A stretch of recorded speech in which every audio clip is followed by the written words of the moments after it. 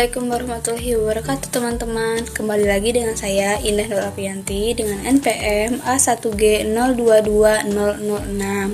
Nah, baiklah, di sini kita akan melanjutkan video kita, yaitu bab 9 tentang manajemen kurikulum. Nah, sebelum masuk ke materi, sebaiknya kita mengetahui apa sih manajemen kurikulum itu. Yuk simak bersama-sama. Nah, di sini nih ada konsep dasar manajemen kurikulum. Sebelum mengetahui pengertian manajemen kurikulum, sebaiknya kita mengetahui apa sih kurikulum itu. Nah, jadi kurikulum itu merupakan suatu sistem program pembelajaran yang dimaksudkan untuk mencapai tujuan institusional pada lembaga pendidikan, sehingga kurikulum memegang peranan penting dalam mewujudkan sekolah yang bermutu atau berkualitas. Nah, di sini ada kurikulum menurut ahli. Kurikulum merupakan seperangkat rencana dan pengaturan mengenai tujuan, isi, dan bahan pelajaran serta digunakan sebagai pedoman penyelenggaraan kegiatan pembelajaran agar untuk mencapai tujuan pendidikan secara efektif dan efisien. Nah, baru kita mengetahui manajemen kurikulum.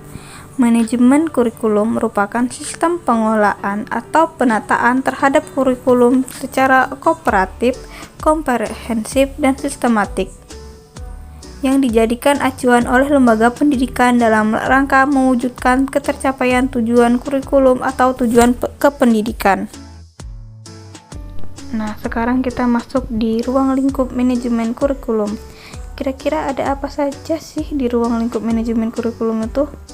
Yuk simak. Nah, kurikulum tingkat satuan kependidikan atau KTSP. KTSP ini lebih mengutamakan untuk merealisasikan dan merelevansikan antara kurikulum nasional dengan kebutuhan daerah dan kondisi sekolah yang bersangkutan, sehingga kurikulum tersebut merupakan kurikulum yang integritas dengan peserta didik maupun lingkungan di mana sekolah itu berada. Siklus manajemen pengembangan kurikulum di sekolah terdiri dari 4 tahap, yaitu tahap perencanaan, tahap pengembangan, tahap implementasi, dan tahap evaluasi atau penilaian. Nah, yang kedua itu ada manajemen mutu berbasis sekolah atau MBS. Manajemen peningkatan mutu berbasis sekolah merupakan pendekatan baru dalam pengelolaan pendidikan yang lebih menekankan pada kemandirian dan kreativitas sekolah atau satuan pendidikan. MBS ini merupakan pendekatan dalam pengelolaan pendidikan yang lebih menekankan pada kemandirian dan kreativitas sekolah atau satuan pendidikan. Nah, di sini kita masuk prinsip dan fungsi manajemen kurikulum. Kira-kira ada yang tahu nggak ya prinsip dan fungsi manajemen kurikulum itu? Yuk kita simak. Nah, di sini nih ada prinsip dan fungsi manajemen. Yang pertama itu ada prinsip kurikulum, di mana menurut Sanjaya itu agar kurikulum dapat berfungsi sebagai pedoman, maka ada sejumlah prinsip dalam proses pengembangannya, yaitu prinsip relevansi. Ada 2 macam relevansi, yaitu relevansi internal dan eksternal. Relevansi internal ini merupakan bahwa setiap kurikulum harus memiliki keserasian antara komponen-komponen, yaitu keserasian antara tujuan yang harus dicapai, isi materi atau pengalaman belajar yang harus dimiliki siswa, strategi atau metode pembelajaran, serta alat yang digunakan untuk menilai atau melihat ketercapaian tujuan. Yang kedua itu ada relevansi eksternal, berkaitan dengan keserasian antara tujuan, isi, dan proses belajar siswa yang tercakup dalam kurikulum dengan kebutuhan dan tuntunan masyarakat. Yang kedua itu ada prinsip fleksibilitas. Kurikulum itu haruslah dilaksanakan sesuai dengan kondisi yang ada. Kurikulum yang kaku atau tidak fleksibel akan sulit diterapkan. Prinsip fleksibel memiliki 2 sisi, yaitu fleksibel bagi guru. Artinya kurikulum harus memberikan ruang gerak bagi guru untuk mengembangkan program pembelajarannya. Dan yang kedua itu fleksibel bagi siswa. Artinya kurikulum harus menyediakan berbagai kemungkinan program pilihan sesuai dengan bakat dan minat siswa. Yang ketiga itu ada prinsip kontinuitas. Yang keempat itu prinsip efektivitas. Dan yang kelima itu ada prinsip efisiensi. Kemudian di sini ada fungsi dari manajemen kurikulum. Yang pertama itu ada fungsi penyesuaian. Yang kedua itu ada fungsi integrasi. Yang ketiga itu ada fungsi diferensiasi. Yang keempat itu ada fungsi persiapan. Kelima fungsi pemilihan, dan yang terakhir ada fungsi diagnostis. Nah, dalam komponen kurikulum terdapat 4 poin. Yang pertama itu ada tujuan yang ingin dicapai oleh pendidikan. Yang kedua itu ada isi kurikulum. Yang ketiga itu ada metode atau strategi pembelajaran. Yang keempat itu ada evaluasi penilaian pembelajaran. Nah, di sini ada perencanaan kurikulum. Apa sih yang dimaksud dengan perencanaan kurikulum itu? Nah, jadi perencanaan kurikulum yaitu perencanaan kesempatan belajar yang dimaksudkan untuk membina siswa ke arah perubahan tingkah laku yang diinginkan, dan menilai sampai mana perubahan yang telah terjadi pada diri siswa. Yang kedua itu ada tujuan kurikulum. Tujuan kurikulum ini membuat sumbernya itu ada sumber empiris, sumber filosofis, dan sumber bahan pembelajaran. Yang pertama itu sumber empiris, menyatakan kurikulum bertujuan memberikan informasi landasan dikembangkannya tujuan-tujuan dalam kurikulum dan karakteristik siswa.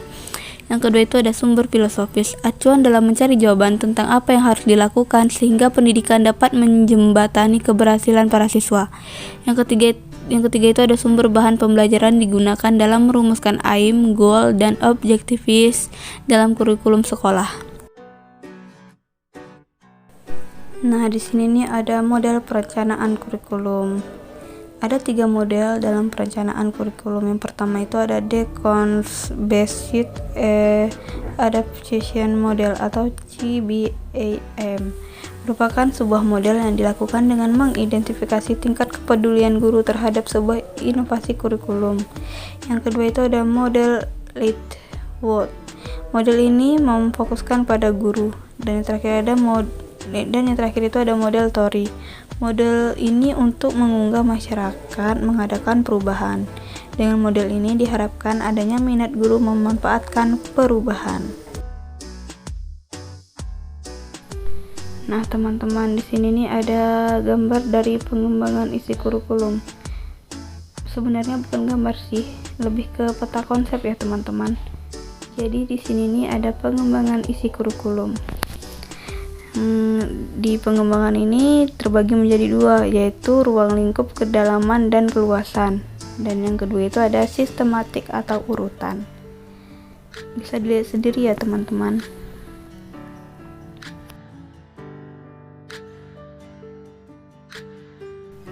Nah, yang terakhir nih, teman-teman, ada evaluasi kurikulum. Apa sih evaluasi kurikulum itu? Nah, evaluasi kurikulum itu merupakan pemeriksaan secara terus-menerus untuk mendapatkan informasi yang meliputi siswa, guru, program pendidikan, proses pembelajaran untuk mengetahui tingkat perubahan siswa, dan ketepatan keputusan tentang gambaran siswa dan efektivitas program.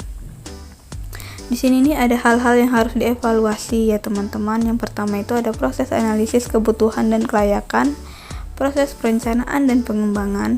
Yang ketiga itu ada proses implementasi atau pelaksanaan, dan yang terakhir itu ada proses evaluasi kurikulum, dan 5 proses perbaikan kurikulum. Nah, teman-teman, sekarang kita sudah selesai ya membahas tentang bab 9, yaitu manajemen kurikulum. Nah, jangan lupa ya, saksikan terus video-video dari saya. Jangan lupa tonton video yang kalian belum tonton yang di bawahnya ya, teman-teman. Sampai jumpa, bye bye, terima kasih. Assalamualaikum warahmatullahi wabarakatuh.